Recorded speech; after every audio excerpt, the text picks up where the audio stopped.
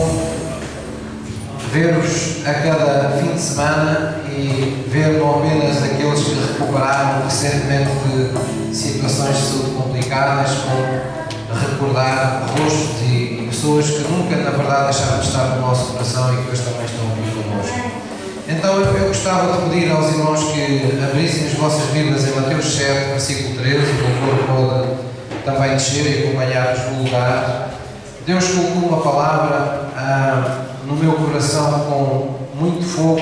Não é que Deus nem sempre o faça, mas por vezes Deus dá-nos instruções, como diga a nós pastores, coloca no nosso coração determinadas instruções para nós darmos determinados ensinos. E há alturas em que Deus não pede licença e rompe pelo nosso coração adentro e traz-nos recados. É como se Deus nos considerasse um moço de recados e dissesse assim: agora senta-te aí e escreve o que eu te vou dizer, porque tu precisas dizer isto ao meu povo. Então foi um pouco isso que aconteceu nesta mensagem, que se irá prolongar também pelo próximo domingo, e ela fala acerca de alicerces de um cristianismo saudável. Alicerces de um cristianismo saudável. E aquilo que eu queria começar por vos dizer é que é frequente nos dias de hoje nós vermos cristãos frustrados. E é uma tristeza, não é? Quando nós temos nome de que estamos vivos e na verdade vivemos como mortos. Ou temos sobre nós as bênçãos de Abraão e vivemos mais pobres às vezes que o mundo, em valores, em princípios, em bens que poderiam estar sendo recursos incríveis na nossa vida. De maneira que muitos crentes vivem frustrados porque de facto não sabem o que é ser abençoados por Deus. Outros vivem frustrados porque têm expectativas que foram buradas, quer dizer, que nunca chegaram a acontecer acerca do que Deus é para eles, acerca de como Deus opera. E a razão disso está no facto de que eles criaram falsas expectativas, ou seja, quando lhes foi apresentado, eles se convenceram da imagem de um Deus que não é exatamente aquilo que a Bíblia fala. Então, há muitas pessoas que vivem com esta mágoa no coração de orações que não foram respondidas, de promessas que não foram sequer cumpridas, e têm a sensação, pior do que isso, têm a sensação que elas nunca irão ser cumpridas na sua vida. Então, é frequente também nós encontrarmos crentes que, não fazendo de uma forma consciente e de propósito, eles procuram viver uma vida que alimente o seu ego, ou seja, a sua vida espiritual está toda ela focada em si próprios. Eles têm tempo sempre para orar por si mesmos, pelos seus filhos, pela sua casa, mas do seu tempo de oração é muito pouca a percentagem que eles ocupam orando por outras pessoas. Nos seus pensamentos, todos os dias, estão os cuidados da sua vida, estão os afazeres da sua vida, as responsabilidades da sua vida, mas não há vestígios de pensamento qualquer sobre os cuidados sobre a vida de outras pessoas que não estão diretamente relacionadas consigo. Então há como que o alimentar de um egoísmo espiritual, não é? Em que as pessoas, sem se aperceberem, vivem para si próprias. No mundo já viviam para si próprios, mas vêm para o reino de Deus e continuam a olhar para Jesus como alguém que os vai ajudar a viver ainda mais para si próprias. Jesus encontrou pessoas assim, Jesus procurou mudar essa atitude nas pessoas. Estou-me a lembrar de um episódio em que Jesus viu uma multidão que parecia fervorosa, caminhando na sua direção, seguindo para todo lado, e logo Jesus, porque via o coração das pessoas, ele disse: vocês me procuram porque vocês amam o pão e o peixe, mas vocês não têm interesse nenhum naquela comida que perdurará, naquela comida que o meu Pai enviou. Ele estava falando de si mesmo, estava falando da vontade de Deus, estava falando da palavra de Deus. Então hoje há também em muitos círculos religiosos uma espécie de orgulho espiritual, como se o orgulho, ao se tornar espiritual, se tornasse santo, se tornasse uma coisa agradável. E quando eu falo de orgulho espiritual, não falo de brilho. Todos nós devemos ter brilho, um brilho espiritual que tem a ver com a excelência, procurarmos a excelência em tudo o que fazemos para Deus, a sentirmos alegres, satisfeitos com as coisas boas que nós conseguimos fazer com Deus ou ser na presença de Deus. Mas o orgulho espiritual é diferente. Fala daquele tipo de cristão que está permanentemente se comparando com os outros, que está permanentemente procurando nos outros uma comparação para se se sobrevalorizar, para se mostrar mais que os outros, para mostrar que os outros nunca fazem o que é suficiente, mas eles fazem sempre tudo o que é elogiável, tudo o que é perfeito. Então esse orgulho espiritual cheira mal aos olhos de Deus. E esse é também um reflexo de um cristianismo que não é saudável.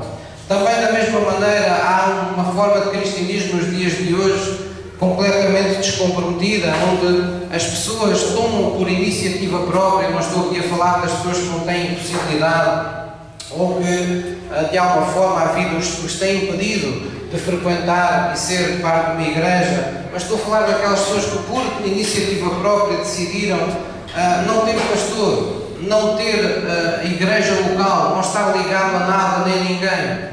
Então são pessoas que funcionam um pouco como aquelas pessoas no mundo que vão ao médico, não é? Elas vão ao médico e aparentemente vão lá para que o médico as ajude, mas assim que eles sentam o rabiosco na cadeira, eles dizem ao médico: Senhor doutor tem que me dar este medicamento e este, porque eu estive a ver na internet e o que eu tenho é isto, isto e isto.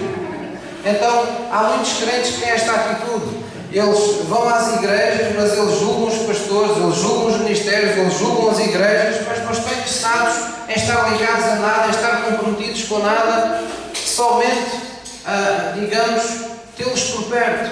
É como aquelas pessoas que nos querem ter por amigos apenas para quando precisam de nós, mas não são amigos quando nós mais precisamos delas. Então nós temos que saber não entrar neste tipo de cristianismo, porque ele não é de forma nenhuma reflexo de Jesus na terra, nem nos permite encontrar, digamos, esse Deus que é um manancial de águas vivas. E existem por isso alicerces da vida cristã saudável que nenhum de nós deve comprometer. Esta passagem em Mateus 7,13, onde eu vos trouxe na vossa Bíblia, é exatamente uma passagem para nos recordar que a vida cristã não é toda ela um mar de rosas, nem um mar de facilidades. E não é tudo, digamos, um passeio aqui na terra. O cristianismo exige esforço, exige dedicação, exige buscarmos a Deus, exige buscarmos a vontade de Deus para a nossa vida, exige compromisso, espírito de sacrifício. E é por isso que Jesus diz, em tom de conclusão do Sermão da Montanha, estas palavras. No versículo 13 diz assim, vamos ler juntos: entrai pela porta estreita, porque larga e espaçosa é a porta, aliás, larga é a porta e espaçoso o caminho que conduz à perdição, e muitos são os que entram por ela. E porque estreita é a porta e apertado o caminho leva à vida, poucos há que a encontram. Então o que aqui está a ser dito claramente é que existe o caminho, existe a porta, que é Jesus, mas há poucos que a encontram e há poucos que permanecem nesse caminho apertado. Porquê? Porque é muito fácil nós, pensando que estamos no caminho, andarmos ao lado do caminho. Quando nós, de alguma forma, não cultivamos os alicerces de uma vida cristã saudável. Amém? Então, a primeira coisa que nós temos que ter noção quando falamos de alicerces da vida cristã saudável é que a vida tem um autor. A vida, como nós a conhecemos na Terra, não é ao contrário do que hoje nos querem vender, essa teoria. Não foi um meteorito que veio não se sabe de onde, deu uma grande pancada aqui neste planeta e de repente ficaram a existir ecossistemas perfeitos, organismos perfeitos, coisas que numa harmonia de tal ordem extrema que ainda hoje os cientistas todos não conseguem reequilibrar todas as variáveis que os fazem entender o planeta. Já se avançou muito, já há muita tecnologia, há muita ciência que nos tem ajudado a digamos, resolver muitos problemas, por exemplo, climáticos, mas cada vez mais a gente vê que quando se pega numa pontinha deste mundo e se puxa um fio, afeta-se todo o mundo. É como se fosse um tapete onde alguém puxa um fio e aquele fio, digamos, traz agarrado uma série de fios bem mais longe do ponto ele estava, comprometendo todo aquele tapete. Então, nós temos que entender que a vida tem um autor, e esse autor é Deus. Esse Deus criou princípios que regem a nossa vida natural e a nossa vida espiritual. E além disso, além desses princípios que Deus criou, temos que também perceber que Deus criou um manual do fabricante. Esta Bíblia que nós temos é o manual do fabricante. Deus quer que todos conheçam o manual. Quando nós temos um eletrodoméstico, uma máquina em casa e desprezamos o manual, geralmente dá chatice. Geralmente avariamos. Ou até pensamos que a máquina não está boa, porque não faz aquilo que nós esperávamos. Então, por vezes, quando nos dão ajuda técnica, nos lembram determinadas coisas que nós já poderíamos ter lido. É exatamente isso que acontece também na igreja. Porque nós muitas vezes não lemos a Bíblia quando deveríamos ler. Às vezes é preciso Deus utilizar do pastor ou de qualquer outra pessoa para nos lembrar o que está escrito, para nós entendermos o que precisamos de emendar na nossa vida. Amém? Então, Deus é Criador da vida, Autor da vida. Deus criou um manual do fabricante que é a Bíblia, e essa Bíblia, ela não apenas precisa ser conhecida, a Bíblia fala um pouco mais, nós devemos ir um pouco mais fundo disto, nós devemos manejá-la com sabedoria, devemos com destreza, nós devemos saber manejar a Bíblia, devemos saber onde estão as coisas, onde estão os versículos, onde estão as promessas, onde estão os princípios espirituais que nós devemos observar. Posso ouvir um amém? Então, o primeiro, digamos, alicerce que não poderia deixar de ser outro, dando de uma vida cristã saudável e que parece uma coisa por demais óbvia, é converter-nos a Cristo, é recebermos Jesus Cristo como nosso Senhor e nosso Salvador. E isto parece simples, às vezes torna-se complicado, porque as pessoas, sem se aperceberem, começam mal logo aqui. Ou seja, fazem da oração de salvação uma mera oração. Uma oração de aceitação numa comunidade cristã. Ou uma iniciação religiosa num culto, num ministério, numa igreja qualquer. Não vão à profundidade, ao alcance que essa oração tem no mundo espiritual, em sua vida, e naquilo que essa oração irá fazer em sua vida. Quando nós entregamos a vida a Jesus, é um assunto sério. Nós estamos a confessá-lo como o nosso Senhor e o nosso Salvador. Quer dizer que nós estamos assumindo no nosso coração determinadas verdades.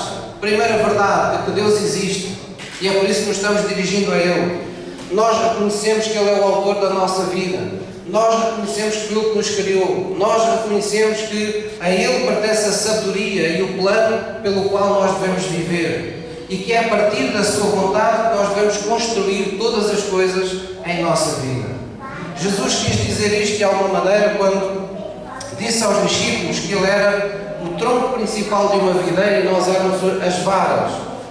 E Jesus disse, até mais, Ele disse, sem mim nada podeis fazer, porque uma vara não sobrevive, não vive sozinha, ela tem que estar ligada ao tronco principal, à cepa da videira. Então, esse é o princípio espiritual. O princípio espiritual da oração em que nós nos convertemos a Cristo é o reconhecimento de que a nossa vida não começou em nós, começou em Deus, e nós precisamos estar ligados a Ele para alcançar todo o potencial que a nossa vida oferece. Amém? Também é importante nessa oração a assunção que nós chamamos de, ou o reconhecimento que nós chamamos de arrependimento.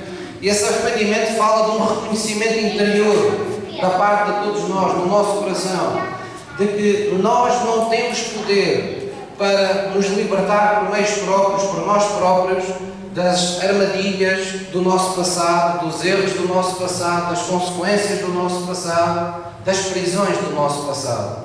Todos viemos a Cristo com um passado. Uns com um passado mais longo, uns com um passado mais curto, uns com um passado mais honroso, outros com um passado mais vergonhoso, mas todos temos um passado.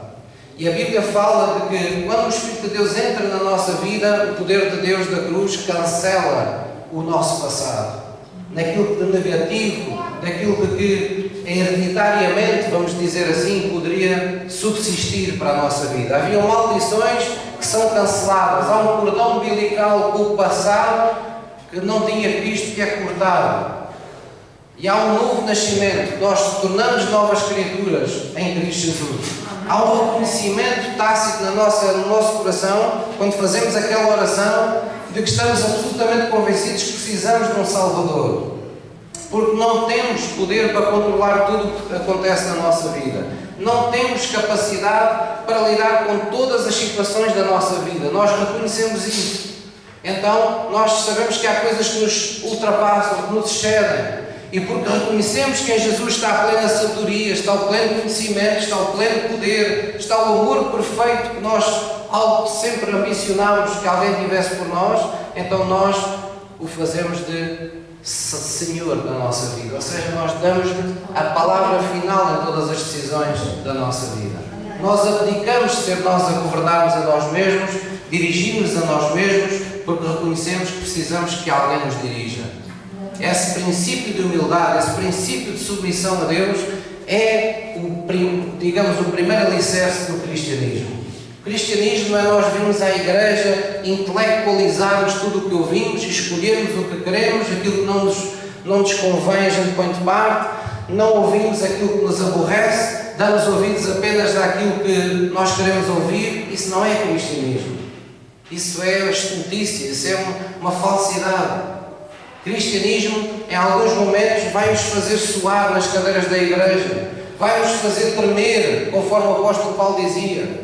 Vamos ter temor e vamos ter tremor, porque sabemos que quando Deus entra na nossa vida é para mudar todas as coisas, não é para mudar algumas.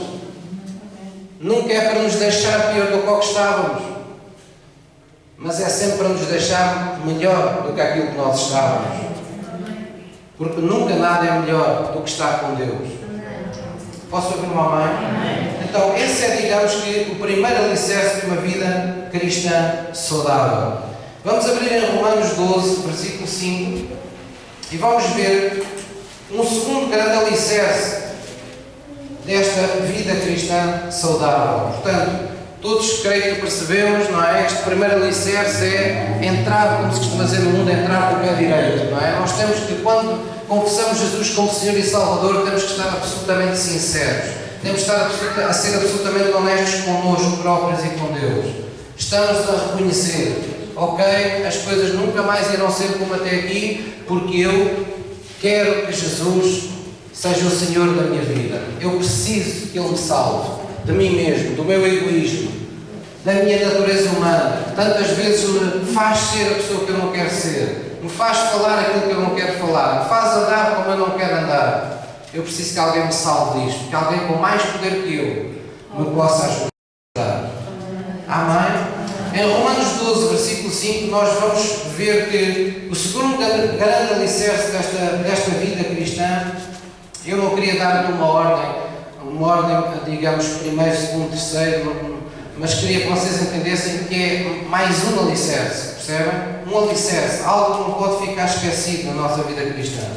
E esse alicerce é que, quando recebemos Jesus como Senhor, não recebemos apenas um Senhor e um Salvador, nós recebemos automaticamente, nesse mesmo instante, uma nova identidade, a identidade de um Filho de Deus, alguém que passou a fazer parte da sua família, alguém que passou a fazer parte da Igreja Universal de Jesus Cristo. E para sermos parte da Igreja Universal de Cristo, nós temos que ter estas duas condições. Jesus tem que ser o Senhor da nossa vida e nós temos que estar em alguma parte do corpo. Quer dizer, eu tenho que pertencer a alguma parte desse corpo. Posso não pertencer ao coração, aos pulmões, posso não pertencer ao tronco, não é? Posso não pertencer à cabeça, mas eu tenho que pertencer nem que seja à unha do pé. Eu tenho que pertencer a alguma parte do corpo. Isso significa estar numa congregação local, fazer parte, dizer perante outras pessoas, o meu pastor é fulano tal. E porquê é que isso é importante? Porque esse relacionamento que você terá com um pastor será em muitos momentos da sua vida decisivo para que você vença e para que você termine a sua caminhada até ao fim. Nós precisamos ter uma pessoa assim. Um pastor que não tem que ser uma pessoa perfeita, não tem que ser uma pessoa que nunca erra, mas tem que ser uma pessoa com a qual eu estabeleço um relacionamento de cumplicidade, de intimidade, alguém com quem eu possa abrir o meu coração, com quem eu possa partilhar, digamos, a minha vida e de quem eu possa ser mentoreado, ajudado, liderado, ungido e inclusivamente alguém a quem eu permita que me possa corrigir e admoestar quando eu estiver errado ou quando eu estiver numa situação de absoluta cegueira espiritual. Há momentos na nossa vida em que todos nós temos pontos cegos da nossa vida, quer dizer, nós olhamos para a nossa vida e não percebemos onde é que estão as coisas erradas, não percebemos o que precisa ser mudado. E muitas das vezes, essa pessoa que nós privilegiamos no nosso relacionamento com Deus é aquela pessoa que nos vai utilizar para nos dar a palavra que precisamos ou para nos trazer a correção, aquelas coisas que nos custam ouvir, mas que nos salvarão a nossa alma. Amém? Romanos 12, versículo 5, nos fala de como é um alicerce da vida, da nossa vida espiritual, uma vida espiritual sadia. Nós, de alguma forma, temos esse lugar no corpo de Cristo. E o que é que isso significa? Diz aqui em Romanos 12, o apóstolo Paulo falando, Romanos 12, versículo 5 diz: assim, nós que somos muitos, está a falar da igreja, vamos ler juntos, somos um só corpo em Cristo, mas individualmente somos membros uns dos outros. Isto quer dizer que quando entregamos a vida a Jesus, nós estamos apenas entregando a vida a Ele. Nós estamos nos comprometendo com a sua igreja. Nós estamos nos comprometendo em que a nossa vida seja parte de um todo. Porquê? Porque há um projeto de Deus, há um plano de Deus em cumprimento. Há uma família que Ele está levantando na terra com a qual Ele conta para a eternidade. E é aqui na terra que ela precisa ser também aperfeiçoada, porque ela tem uma missão a desenvolver aqui neste mundo e ela tem ministério, não é? Dentro da igreja as pessoas todas são dotadas da parte de Deus de dons, de talentos, são dotadas de um qualquer ministério. Ministério não é o ministério do pastor A, do pastor B. Ministério é aquilo que Deus lhe deu a si, a capacidade, o dom, o talento que Deus lhe deu a si para você edificar a sua congregação. O que é que Deus pode utilizar de si para abençoar os outros? Bem, nós temos uma boca. Talvez Deus queira utilizar a nossa boca para trazer algumas palavras de ânimo, ou de fé, ou de sabedoria, ou de libertação, ou de oração para a vida de alguém. Nós temos mãos e braços. Talvez Deus se utilize de nós em algum momento para abraçar alguém e fazê-lo sentir o amor de Deus. Talvez você tenha olhos, talvez um dia as pessoas precisem de ver no seu olhar o amor eterno de Deus para com elas. Você tem ouvidos para ouvir as necessidades, para ouvir o que as pessoas à sua volta falam. Talvez Deus queira utilizar os seus ouvidos para trazer compaixão ao seu coração pelas necessidades que precisam ser atendidas na vida dessas pessoas.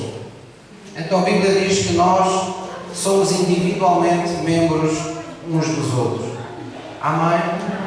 Então há aqui um princípio espiritual a observar, que é toda a sua espiritualidade está ligada à vida da igreja. Ela é legitimada por essa ligação.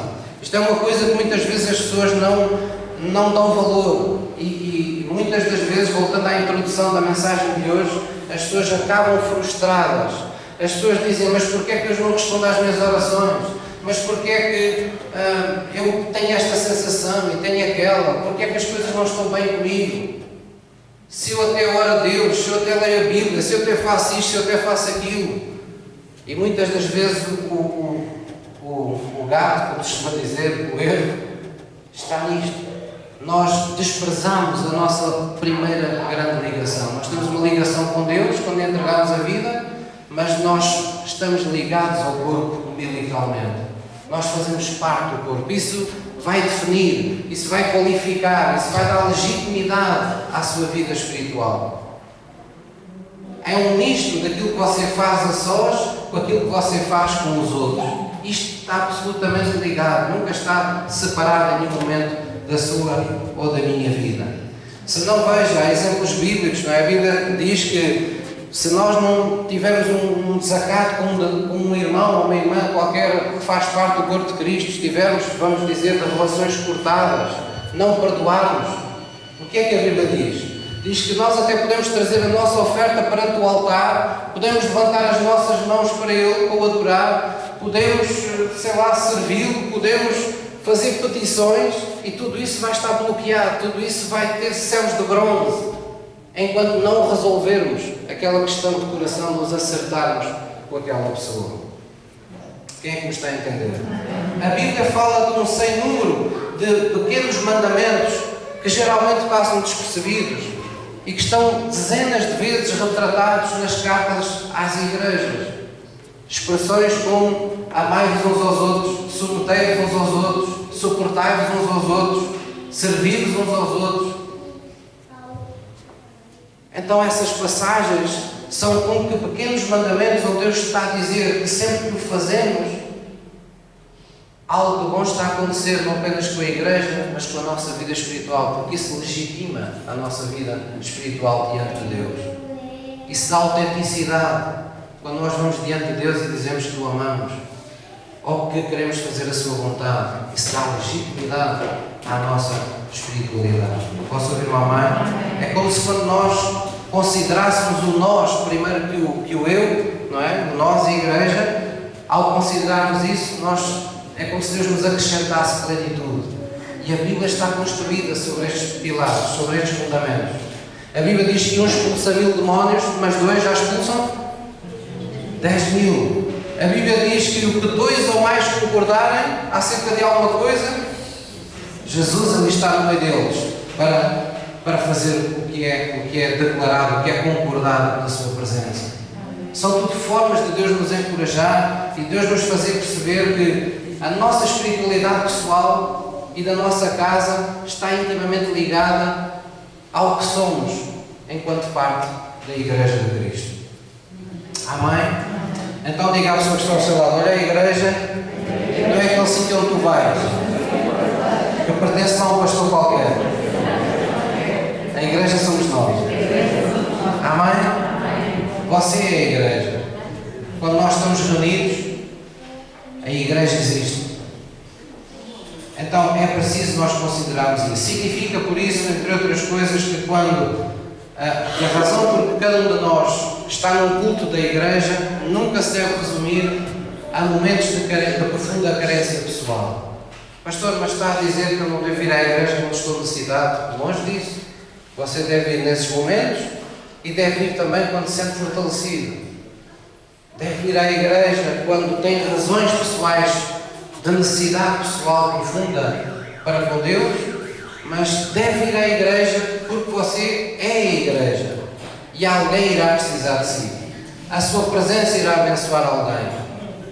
Alguém se sentirá abençoado com a sua presença. Nós não costumamos falar estas coisas, mas eu tenho a certeza que isto acontece com todos nós. Quando nós chegamos aqui a um culto, seja de domingo, seja o que for, e não vemos determinadas pessoas que estamos habituados a ver, há logo um desconforto no nosso espírito, um desconforto no nosso coração. Porque nos falta uma parte significativa de nós. Às vezes não consideramos, eu não quero ser aqui lamechas, mas tenho que dizer estas coisas porque estou a falar pelo Espírito de Deus e alguém tem que o dizer. Mas a vossa presença ou a vossa ausência mexe inclusivamente com a minha motivação de pastor. Quando vocês estão presentes, eu entro e vejo que vocês estão presentes, eu tenho um duplo ânimo no meu coração. Se eu já vinha motivado, eu fico duplamente motivado para vos abençoar. Eu fico ainda mais sensível. Eu fico em gozo interior, porque a razão de eu existir, de estar aqui, está a acontecer. Isso para mim é Deus operando no meio de nós. Significa que Deus vai fazer coisas na vida das pessoas, Deus vai satisfazer a sua vontade, vai confirmá-la de uma forma poderosa. Mas da mesma forma, eu não quero pôr aqui nenhum sentimento de culpa nem nada, eu sei que há momentos que é humanamente difícil ou impossível até as pessoas estarem presentes, mas eu estou a falar daquilo que diz respeito a uma questão da decisão, de escolha. Às vezes nós fazemos a escolha de não estar presentes. E eu quero que vocês saibam que quando um de vocês não está presente, eu noto a vossa falta. Porque a igreja é isto que nós acabámos de dizer. Individualmente somos membros uns dos outros. É a mesma coisa que eu convocar um jantar de família e faltar um dos meus filhos. Nós comemos na mesma, mas não é a mesma coisa. E nós precisamos entender este espírito da igreja.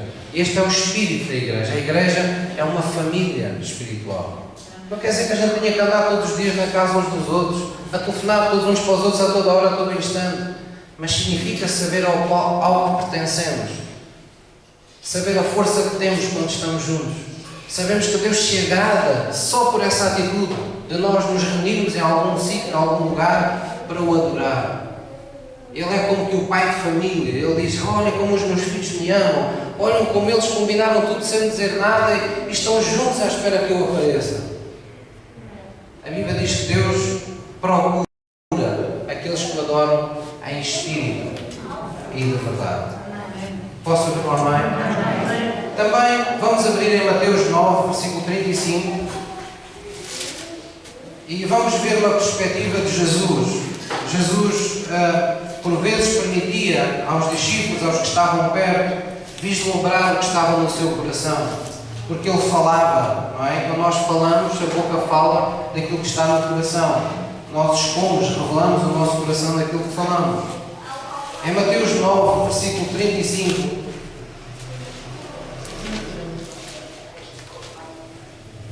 nós vemos algo muito importante. Mateus 9, versículo 35.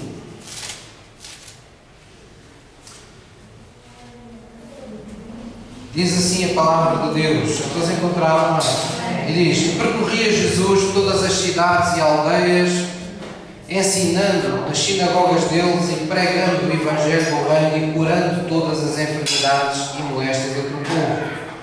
E vendo as multidões, teve grande compaixão delas. Vamos ver porque é que Jesus teve uma grande compaixão delas. Vamos ler juntos: porque andavam cansadas e desgarradas, como ovelhas que não têm pastor. Amém? Então veja, qual foi a necessidade que Jesus identificou?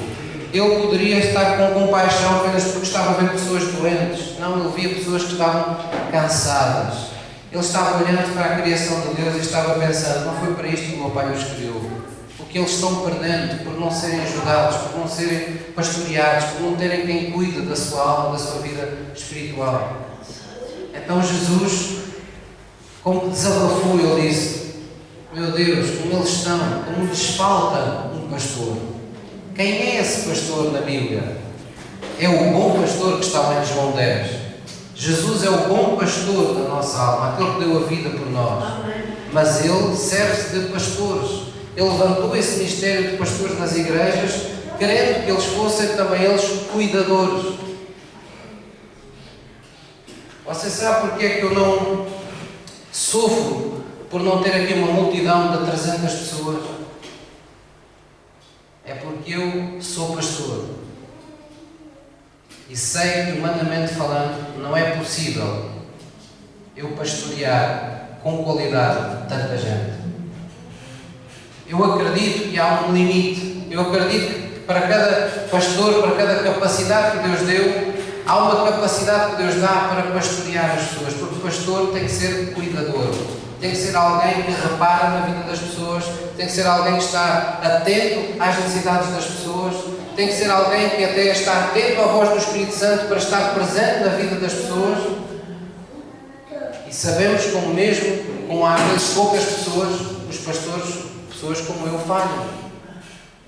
E volta e não volta, se esquecem de alguma coisa. Ou às vezes são acusados de não terem estado mais presente na vida desta ou daquela pessoa. Então eu tenho esse temor profundo. Se vocês me perguntarem, pastor, o que é mais importante para si? Quando você pensa na obra de Deus, quando você ora a Deus por nós, o que é mais importante? Eu digo o que é mais importante. É aquilo que está lá na oração de Salomão. Senhor, dá-me sabedoria, dá-me capacidade para eu poder ser aquela pessoa que Tu queres que eu seja perante o Teu povo. Essa é a nossa maior responsabilidade. E o que é que Deus disse? Ó Salomão, tu não pediste a morte dos teus inimigos, tu não pediste riquezas, tu não pediste para ter o maior ministério de todos, tu não pediste para ser mais que os teus colegas, tu não pediste, tu pensaste foi no meu povo, então agora vou-te dar tudo a seguir. E sabe uma coisa? Eu sei esperar no tempo de Deus, porque eu sei que Deus não dá tudo de repente. Quando olhamos a Bíblia, vemos homens que andaram 20, 30, 40 anos nesta e naquela fase, etapa da vida, mas nós hoje queremos tudo para ontem. Queremos orar agora e o resultado ter chegado ontem. Nós temos que aprender a saber o Deus que temos e a esperar na fé a consumação do seu tempo na nossa vida. Agora, atitudes, devemos tê-las ser todos nós corretas em todo o tempo. Posso ouvir uma amém? É muito importante isto. Então Jesus percebeu e reconheceu que as pessoas como as ovelhas, espero que isto não seja ofensivo para ninguém, as pessoas como as ovelhas não foram feitas para se dirigir a si próprias. Precisam de um pastor. Então, o que é que isso nos diz? Que nós temos que cultivar esse relacionamento de autoridade e submissão enquanto parte do corpo. Estamos ainda a falar deste alicerce que é sermos parte da igreja. Nós temos que cultivar uma relação de autoridade e submissão dentro da igreja. Primeiro com o pastor, que é o nosso pastor, devemos nos sujeitar, devemos nos humilhar espiritualmente, devemos estar submissos em amor à sua autoridade espiritual. Mas será que termina aí a nossa autoridade e submissão? A Bíblia diz para nos submetermos em amor uns aos outros. Quer dizer que nós devemos também autoridade e submissão uns aos outros. Porquê é que isto é tão importante para Deus? Porque tudo no reino de Deus funciona debaixo deste princípio. Se alguém quer ter autoridade, tem que estar sob submissão. Se alguém quer ter poder sobre os demónios, tem que estar submisso a Cristo, tem que estar submisso às autoridades que Ele legou. Então nós temos que sempre compreender que sempre que o fazemos uns com os outros, porque nós, quando entramos aquela porta, todos nós temos uma formação académica diferente. Se calhar estão aqui pessoas de vários estratos sociais, de várias vivências sociais.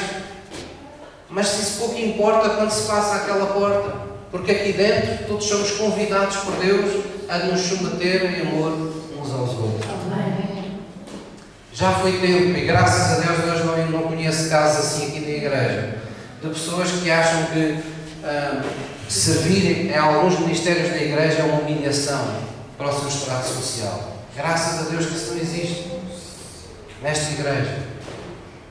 Tudo o que nós pudermos fazer para Deus é um privilégio que nós temos. É uma atribuição de honra, de confiança da parte de Deus. Posso ouvir um amém? Então é muito importante reconhecermos isto. Outro princípio importante, espiritual, é o princípio da honra, também no contexto de sermos parte da igreja. Quer dizer, porque é que o pastor está a perder tempo com estas coisas? Porque estas coisas que nós habitualmente não pensamos nelas, elas têm um impacto direto sobre a sua espiritualidade pessoal. Isto interfere com as suas orações serem não respondidas. Isto interfere com a sua adoração ser agradável a Deus ou ser uma ofensa para Deus. Isto interfere com o facto dos seus sacrifícios serem espirituais serem agradáveis a Deus ou serem desagradáveis a Deus. Jesus disse: sede santos porque eu sou santo. A santidade não está meramente nas obras nem na aparência. Está, como diz a Bíblia, num coração circuncidado. Quer dizer, está num coração que está em aliança com os propósitos de Deus. Está sintonizado, absolutamente sintonizado em harmonia com os propósitos de Deus. E todos devemos praticar o princípio da honra, enquanto parte da igreja. A honra devemos lá primeiro de tudo a Deus. Quando nós estivemos aqui a adorar a Deus, nós estivemos a honrar a Deus. Você honrou a Deus desde o primeiro instante que entrou por aquela porta. Se você veio com o propósito de adorar a Deus, veio com fome de Deus, com sede de Deus, veio para o adorar, fez o esforço de estar a tempo e horas para não perder um momento do culto, você já começou bem este culto, começou a honrar a Deus. Então nós honramos a Deus quando o adoramos, quando lhe oferecemos sacrifícios espirituais de coração, quando oferecemos um coração, como diz a Bíblia, agradecido, justificado pelo sangue de Jesus e arrependido das coisas que não estavam bem na nossa vida para com Ele. Nós o honramos quando o buscamos, quando o chamamos de Deus, quando o chamamos de Pai, quando invocamos a sua autoridade, quando vimos em busca da sua ajuda, porque estamos a dizer perante uma multidão de testemunhas que sabemos que Ele é a solução para a nossa vida. Tudo isso honra. Mas eu volto a perguntar, será que apenas o princípio da honra é entre nós e Deus quando estamos aqui dentro? Não. O princípio da honra é também uns para com os outros. A Bíblia manda-nos honrar uns aos outros. Quer dizer que vocês devem honrar, por exemplo, como pastor, mas se amanhã estiver aqui uma pessoa ou uma mulher, porque ainda há pessoas com preconceitos quando as mulheres pregam, por incrível que pareça, mas se tiver aqui alguém com autoridade delegada a pregar, essa pessoa merece a mesma honra que o pastor, porque vem em nome do mesmo Deus. Significa que quando vocês têm aqui líderes de louvor que chegam aqui de manhã e que vieram mais cedo para se preparar, para vos poder ajudar a chegar à presença de Deus e dizem: irmãos, bom dia, vamos começar o culto. A forma de vocês os honrarem não é continuarem a conversar e virarem costas, é vocês pararem tudo e pensarem: estamos a ser convocados. Alguém com a autoridade dada por Deus está-nos a convocar para em uníssono louvarmos e adorarmos o nosso Deus. Amém? Quando eu estou a dizer isto, não estou a repreender, não estou... espero que vocês entendam e que sintam o espírito com que eu estou a dizer isto. Eu estou a restaurar princípios, estou a relembrar princípios espirituais que muitos de nós sabíamos e temos sabido, mas que vão ficando no baú das memórias. Nós achamos que já não tem assim tanta importância na nossa espiritualidade. Mas eu volto a lembrar-vos, o segundo grande alicerce da nossa espiritualidade saudável está na qualidade da nossa ligação honrosa e temente a Deus que temos uns para com os outros. Amém? E quando isso acontece, nós sabemos que agradamos a Deus. Amém? Vamos abrir em 1 de Pedro 4, versículo 8. 1 de Pedro 4, 8.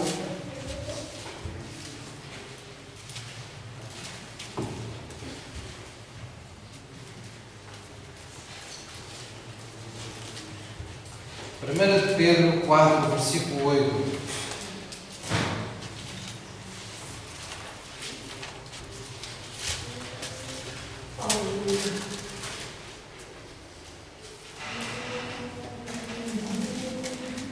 Primeira de Pedro 4, versículo 8. Se vocês tiverem dificuldade, é antes da segunda. Primeira de Pedro 4, versículo 8.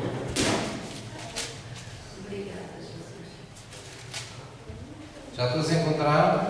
Diz assim a palavra de Deus. Vamos ler juntos. Mas sobretudo é sobretudo, não é roupa, não é? Traz lá o sobretudo. Não, sobretudo é sobre todas as coisas. O mais importante existe. Vamos ver. Sobretudo, tende ardente amor uns para com os outros. Porque o amor cobrirá a multidão de pecados. Depois diz como é que podemos exercer esse amor. Diz, leio eu só, sendo hospitaleiros uns para com os outros, recebendo-vos com honra uns aos outros, fazendo aos outros sentir que quando está na nossa companhia, na nossa presença, são as pessoas mais desejadas do mundo. Sem murmurações, cada um administre aos outros o dom como o recebeu, como bons dispenseiros da multiforme graça de Deus. A Bíblia diz que cada um de nós está destinado a ser usado como um canal da graça de Deus. A graça de Deus tem diferentes manifestações. Por exemplo, quando você é abençoado financeiramente, é pela graça de Deus. Quando você é perdoado dos seus pecados, é pela graça de Deus.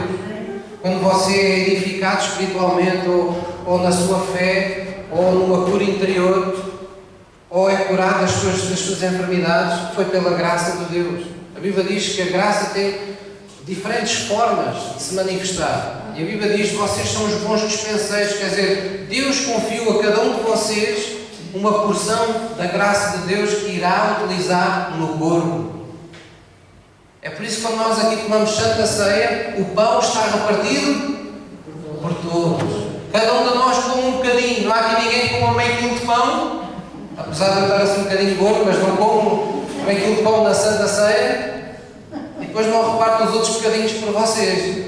Todos nós comemos uma mesma porção, porque o significado é esse mesmo. O corpo de Cristo está repartido por todos nós. Ninguém é mais importante que ninguém. Temos apenas ministérios diferentes, temos responsabilidades diferentes, mas todos somos, como diz a Bíblia, convocados a estarmos apertados que nem juntas e medulas, sem folgas algumas, esperando que Deus dê o crescimento do corpo. Porque aqui, quando estamos juntos, Ele levanta homens com dons, com ministérios na igreja. Para quê? Querendo o aperfeiçoamento dos santos. Querendo que todos, não apenas alguns, mas todos, cheguem à unidade da fé. Então ainda hoje há pessoas que pensam: oh pastor, isso o pastor tem menos 10, mais 10 pessoas, o que é que isso interessa? Olha, venham 10 melhores. Irmãos, se eu quisesse trabalhar na praça, trabalhava a vender fruta. Mas vocês não são fruta para ser vendida. Vocês são as pedras preciosas que Deus me confiou para eu ajudar a lapidar. Quando um de vocês se perde, eu perco um diamante. E no anel de diamantes, eu por acaso não tenho aqui nenhum, mas também não importa para nada. Mas quem tiver um anel de diamantes, imagine que você tinha 5 ou 6 ou 7 diamantes a brilhar com a luz e um estava todo negro. Você sentia-se bem com isso? Achava que isso tinha algum sentido? Tem que estar todos a brilhar. Deus diz que nós somos um particular tesouro para Ele. Nós somos um tesouro que tem que estar a brilhar para Deus. Quando Deus enviou Jesus à cruz, Jesus disse, ou antes o apóstolo disse, Ele morreu para santificar a igreja, o que nós somos.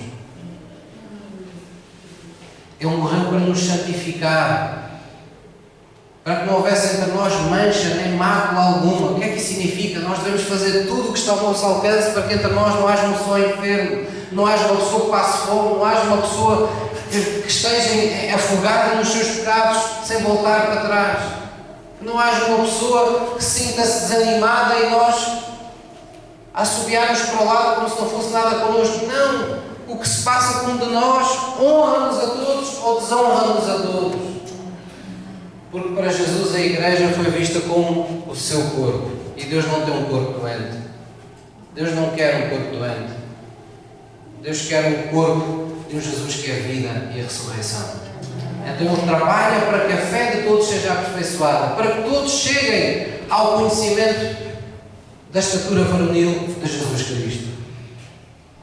Então não temos o direito individualmente de dizer: eu não quero ler assim tanta Bíblia, eu deixo isso para os mais estudiosos. Eu não quero que a minha vida mude muito, eu só quero ir andando por aqui ouvindo umas mensagens. Não, você está a ser um tropeço na obra. Você deve desejar o mesmo que a Bíblia diz que nós devemos desejar. Devemos desejar crescer de graça em graça, de glória em glória. Porque enquanto um de nós não cresce, toda a igreja não cresce. Por vezes as pessoas vêm iludidas, entram por aquela porta na expectativa que o pastor tenha tido uma noite ou uma semana de intensas vigílias e orações e que venha aqui cheio, iluminado, ardente, como uma brasa viva que toque em toda a gente e toda a gente seja transformada. Mas não foi isso que Deus escolheu. Deus habita no meio dos louvores do seu povo. Todos nós somos convocados à comunhão pessoal, à unção individual que você alcança, o bem-estar espiritual, o ter o coração acertado com Deus. Se nós formos aqui 40 ou 50 e 30 de nós, vamos supor que somos 50 e 30 de nós não estão com o coração acertado com Deus. Os outros 20 passam um mau bocado aqui dentro. Porque estão a puxar os outros 30, que estão a fazer de conta que está tudo bem. Mas no mundo espiritual tudo se sente, tudo se manifesta. Deus torna todas as coisas à luz do dia. Então nós, porque somos parte da igreja, devemos pensar, quando tiramos tempo à nossa comunhão pessoal, que não se trata apenas de termos sucesso lá em casa, termos pão e água sobre a mesa lá em casa, termos as necessidades dos nossos filhos supridas. Não, nós estamos a contribuir para que quando estamos juntos e somos igreja, haja uma unção maior naquele lugar. E Deus possa se agradar com o seu povo. Amém? Esse tem que ser um desejo restaurado no nosso coração. Irmãos, nós honramos uns aos outros reconhecendo a autoridade que Deus delegou sobre cada um de nós. Nós honramos uns aos outros quando não mentimos uns aos outros. Nós honramos uns aos outros quando damos a vida uns pelos outros. quando falamos bem uns dos outros na ausência dos irmãos. Não há coisa que me entristeça mais, que é ouvir, sei lá, ouvir uma pessoa que se esteja a ouvir falar mal do irmão e ele fica calado e como se estivesse tudo bem. Nós temos que nos defender uns aos outros. Não é defender o pecado das pessoas, mas é proteger a boa semente que ainda está viva no coração das pessoas. Nós nunca podemos fechar a porta a ninguém. Nós nunca podemos fechar a porta nem da igreja, nem do nosso relacionamento, nem do nosso coração a nenhum crente, só porque ele está a passar uma fase difícil na sua vida. Porque ele hoje pode estar mal, mas amanhã pode estar bem. A Bíblia diz, acerta o teu coração enquanto podes com esse irmão, não vai ele te entregar ao juiz. Não vai ele acertar o coração dele primeiro que tu. Então nós devemos ter esse gosto. Amém? Por último, o terceiro e grande alicerce que vamos falar hoje da nossa vida cristã saudável é o de que cada cristão responde perante Deus pela sua vida espiritual. Irmãos, esta é daquelas verdades que nós devemos ouvir todos os dias na presença de Deus. Nós respondemos por nós próprios. Eu respondo pela minha vida espiritual, você responde pela sua vida espiritual perante Deus. No céu, um dia todos estaremos diante de Jesus e diz todos seremos ouvidos, todos estaremos presentes diante de Deus, como num tribunal. E aquilo que nós andamos a esconder a vida inteira na terra vai ser lá revelado. As coisas que nós não queremos que os outros saibam, um dia vai estar lá na televisão. É esse temor que nós temos que ter hoje na presença de Deus.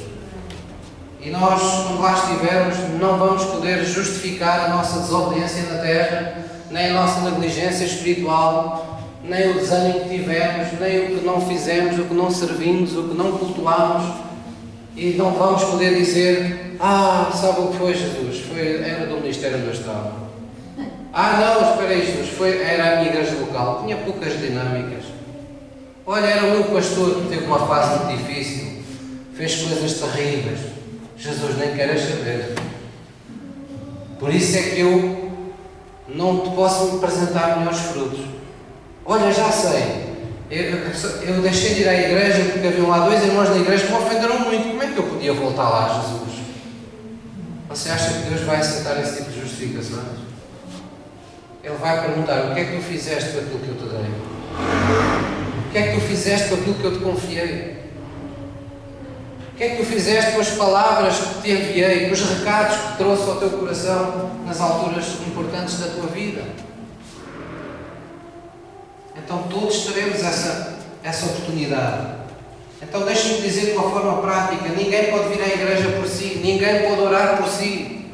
Quer dizer, nós podemos orar uns pelos outros, mas ninguém pode orar na vez das suas próprias orações. Porque há pessoas que nunca oram, mas sabem que alguém tem sucesso na oração, vai-te telefonar, olha, ora lá e por mim, pelo meu periquito, pelo meu canário, pelo meu cãozinho, que também está aqui com uma pata doente. Irmãos, isto não é cristianismo, isto é uma brincadeira. Ninguém vai poder orar no seu lugar, ninguém vai poder ser reto na sua vez, por si. Ninguém vai poder adorar a Deus por si.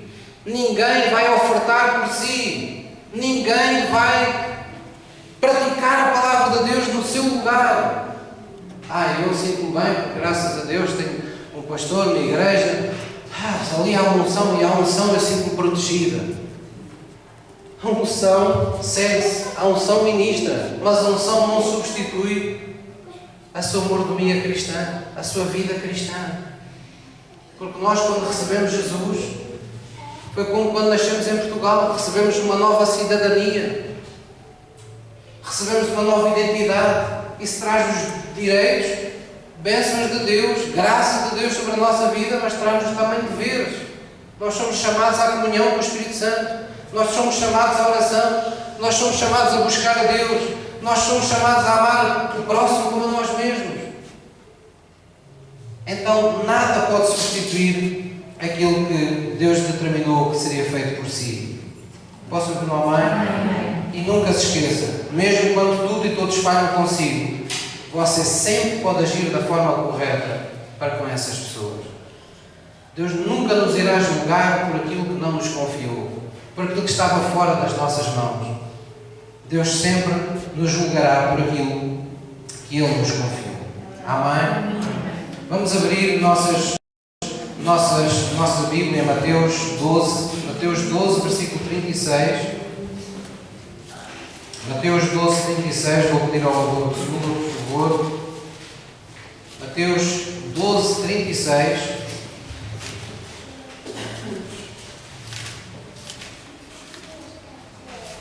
Eu estou com um sentimento um pouco intempestivo, mas que meu irmão julgo que eu estou chateado com alguma coisa, ou não posso dizer. Eu estou com uma alegria tremenda. Eu hoje, quando acordei, eu vinha com uma alegria no espírito, uma vontade, porque eu sabia que isto era aquilo que eu e vocês precisávamos de ouvir. Nós, ao contrário do que às vezes pensamos, precisamos de ouvir coisas que nos desafiem. Coisas que são da vontade de Deus, não é desafiar por desafiar, não é mexer com as nossas emoções, é sermos desafiados a sairmos do lugar cômodo onde nós estamos espiritualmente com Deus. Mateus 12, aliás, versículo 36, vejam as palavras do próprio Senhor Jesus. Nós estamos como que a escolher de propósito aqueles versículos que não são cor-de-rosa, nem são verdes, são amarelos. Percebem? Percebem o que é um semáforo amarelo? É cuidado, passa, mas com cuidado. Mateus 12, versículo 36. Deus está a dizer, desta vez passas, mas tens que mudar. Mateus 12, 36 diz assim: mas eu vos digo, disse Jesus, que de toda a palavra ociosa que os homens disserem, hão de dar conta no dia do juízo. Porque por tuas palavras serás justificado e por tuas palavras serás condenado. Então, se nós precisaríamos de alguma motivação para falarmos, temos cuidado com a forma como falamos, esta é a melhor de todas, não é? As nossas palavras nos salvam, as nossas palavras nos podem destruir. Mateus 7, um pouco atrás, vamos à passagem que verdadeiramente dá corpo a este alicerce da vida cristã, que é nós respondemos cada um responde pela sua vida espiritual perante Deus, pelas decisões, pelas escolhas que faz, pelas prioridades que tem na vida. Diz assim, Mateus 7, versículo 24, disse Jesus, todo aquele, pois, que escuta as minhas palavras e as pratica, assemelhá-lo-ei ao homem prudente que edificou sua casa sobre a rocha. Desceu a chuva, correram rios, assopraram ventos, combateram aquela casa e não caiu. Não caiu, porque estava edificada sobre a rocha.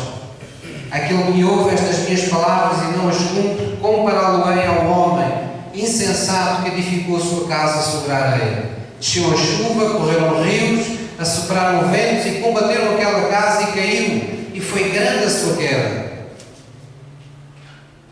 Jesus está a explicar que tudo está naquilo que você faz com a palavra de Deus. É caso para dizer que Deus não faz distinção de pessoas. Isso é bíblico. Mas a Bíblia diz que todas as pessoas se acabam distinguindo por causa daquilo que fazem com a palavra de Deus.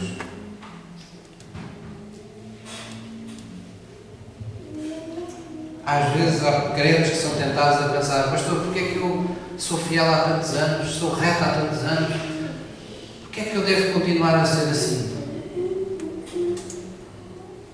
Parece que há pessoas que estão melhores do que eu. Há muitas casas e bonitas, mas às vezes há uma que vem cá para baixo. Quando vêm os vendavais, às vezes há uns alicerces. Há umas casas que foram construídas fora do plano diretor municipal, assim sobre a areia. ou às vezes vemos nas ilhas, não é? Na Madeira, e noutros sítios, não é? Casas construídas junto àquelas levadas, em zonas que nunca deveriam ser construídas. E depois vem vendavais e com uma enxurrada, morre não sei quantas pessoas, e toda a gente, ai, que desgraça, ai, coitadas daquelas pessoas. Pois de facto temos pena dessas pessoas, mas há muita gente que construiu debaixo de subornos a casa que têm hoje. Que construíram onde não podiam construir. E não podiam construir porquê? Porque não era seguro. E hoje há muita gente a construir uma vida que não é uma vida segura. É uma vida que não os deixa dormir à noite, que não lhes dá descanso quando se deitam sobre o seu travesseiro na cama. Porque há pecado oculto na vida deles. Há iniquidade escondida. Isso não pode dar paz a ninguém. Mas Jesus diz, aquele que construir a sua vida sobre a minha palavra, eu garanto, eu dou a minha garantia, eu dou o aval. Eu dou eu hipoteco a minha palavra. Eu dou o Espírito Santo por penhora dessa vida, que ela não vai cair. Porque o inimigo não pode, nem nunca poderá, roubar ou mexer aquilo que está nas mãos de Deus. Quando nós vivemos praticando de forma séria e sadia a palavra de Deus, nós estamos nas mãos de Deus. Amém? Vamos terminar com esta passagem, 1 Timóteo 1,5.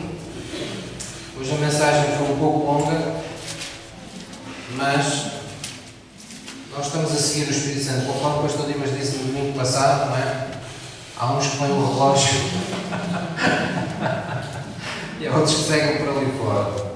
1 Timóteo 1,5. 1 Timóteo 1,5. Esta é a passagem que eu quero deixar no vosso coração à luz deste terceiro grande alicerce da nossa vida cristã, que é cada um de nós responder pela sua vida espiritual. E eu quero vos dizer de uma forma simples que o mais importante que acontece na sua vida não é aquilo que você faz, não é aquilo que acontece de mais relevante ao seu redor, não é aquilo que você aparenta ser, é aquilo que você é. É aquilo que acontece no seu coração. Jesus disse que é do coração que procedem as saídas da vida. É o coração que tem de ser protegido. É no coração que se escondem as atitudes e digamos, os propósitos, as intenções santas de Deus. É ali que tem de estar a pureza de Deus. É o sítio, digamos que é o lençol freático onde tem que estar a água cristalina que já foi filtrada pelas terras e pelas areias e pelas pedras. Aqui só pode chegar água cristalina. E é isso que a Bíblia nos diz aqui nesta passagem. 1 Timóteo 1,5 diz, vamos ler juntos, ora, ao fim do mandamento é o amor de um coração puro, de uma boa consciência e de uma fé não fingida. Todo aquele que vive assim não vive incomodado, vive em paz com Deus, vive na segurança daquilo que é e do Deus que tem. Amém? Então não se esqueça, vamos hoje orar e vamos renovar os votos da nossa salvação. E se estiver aqui algum de vocês que ao ouvir a palavra de hoje diga, pastor, eu de facto já orei, já entreguei a minha vida a Jesus, mas sabe, por aquilo que eu ouvi hoje, eu preciso fazê-lo novamente. Você está aqui hoje e diz, pastor, olha, eu nunca tinha visto a igreja nesta perspectiva, nunca pensei que fosse tão importante a minha ligação à Igreja de Cristo. Pastor, eu nunca pensei que fosse assim tão determinante, que sou eu que estou de forma nua e despida diante de Deus para responder pela minha vida espiritual. É isso realmente. Quando Deus veio ter com Adão, Ele foi diretamente ter com ele. Ele sentiu a sua nudez. Ele escondeu-se por ter vergonha da sua nudez. E alguns podem pensar, pastor, isso é muito mau. Não, isso é muito bom. Porque quando sentimos a nossa nudez, sabemos onde estamos e sabemos que precisamos nos arrepender. para voltar a ter a alegria de estar na presença de Deus. Amém? Então vamos baixar a nossa cabeça hoje em reverência diante de Deus, vamos ficar de pé, aqueles que puderem, obviamente. Poderá sempre haver circunstancialmente alguém que não possa fazer. Eu quero convidar-vos a orarmos a Deus, a renovarmos os nossos votos de salvação e de alguma forma permitirmos que o Espírito de Deus neste domingo e no próximo, naqueles que Ele quiser, restaure em nós estes alicerces saudáveis na nossa vida espiritual. Amém? A gente não pode se dar ao luxo de ter nos nossos pilares espirituais, naqueles pilares que sustentam a nossa fé, a nossa vida espiritual, não podemos ter lá ferrugem agarrada aos ferros. Não podemos ter rachaduras que comprometam a estrutura. O Espírito de Deus está a restaurar isso em cada um de nós e no nosso meio.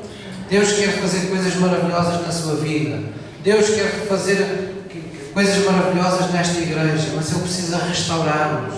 Restaurar as nossas atitudes, o nosso grau de compromisso, o nosso grau de santidade, a nossa seriedade em segui-lo, em amá-lo, em servi-lo. E tudo tem um princípio. A Bíblia diz que a palavra da fé está junto de nós, na nossa boca e no nosso coração. E tudo quando falarmos, crendo no coração, disse Jesus, eu entenderei isso como uma assinatura de um contrato da tua parte. Assim acontecerá contigo. Eu estarei lá para confirmar essas tuas intenções de coração. Amém? Então vamos reconhecer hoje Jesus. Como se fosse a primeira vez na nossa vida, vamos reconhecer que Ele é o Senhor, que Ele é o Salvador.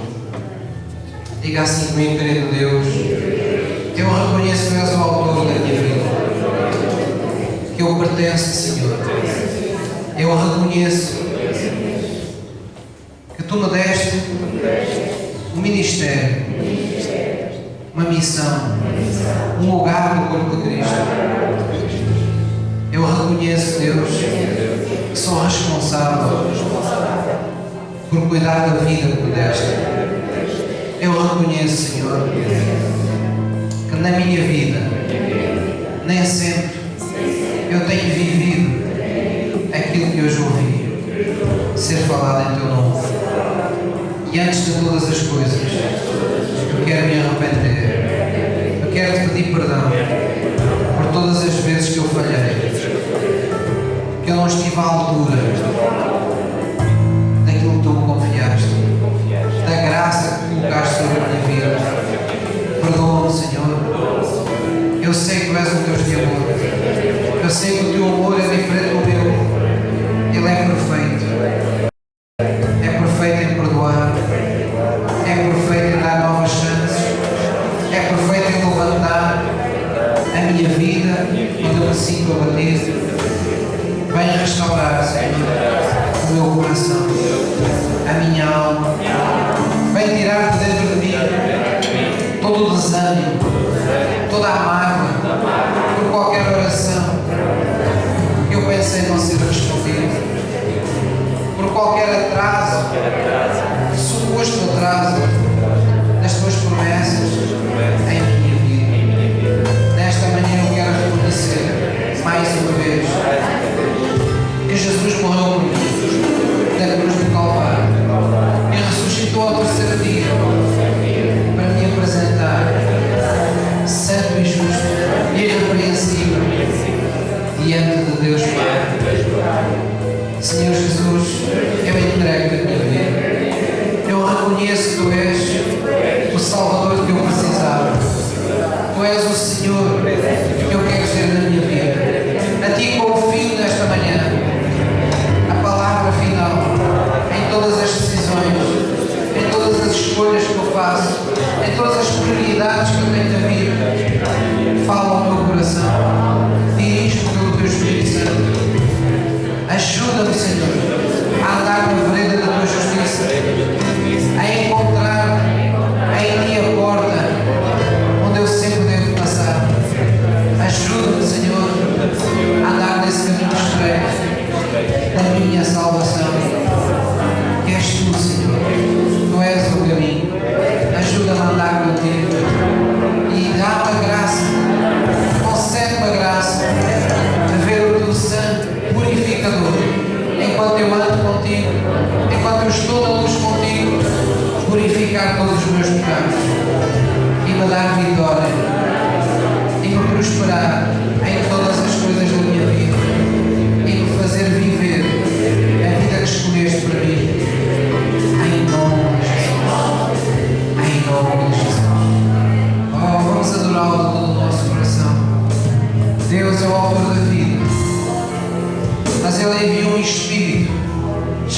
Espírito Santo.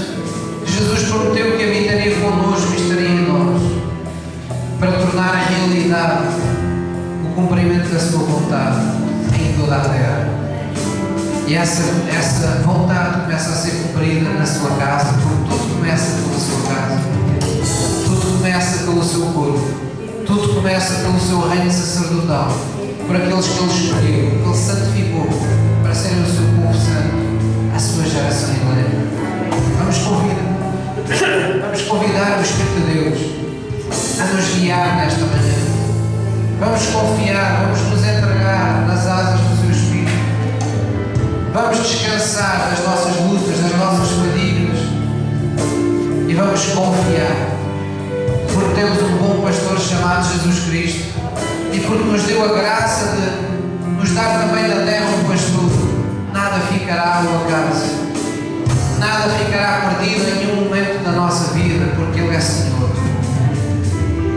para a glória de Deus Pai.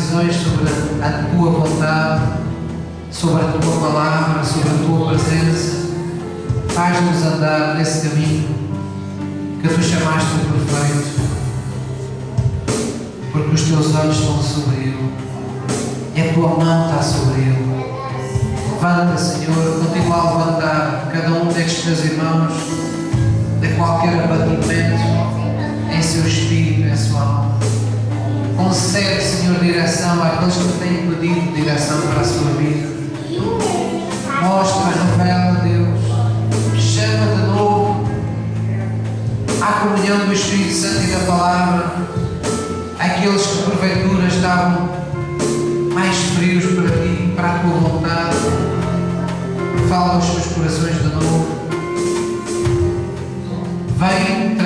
tocha de fé de novo aos nossos corações. Venha restaurar as primeiras obras.